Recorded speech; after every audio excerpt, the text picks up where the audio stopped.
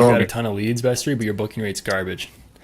So you gotta, it's 25%. So if you double that, you So can you're keep your ad saying, spend exactly where it is, but double your bookings.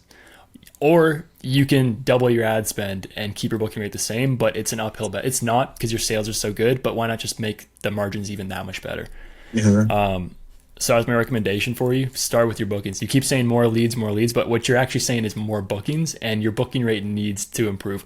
We are happy to move your ad spend up, and it makes sense for you because your sales are so good, but why not just do the thing that you've already paid for, not spend more money and make double just by doing the nurturing that we teach you to do.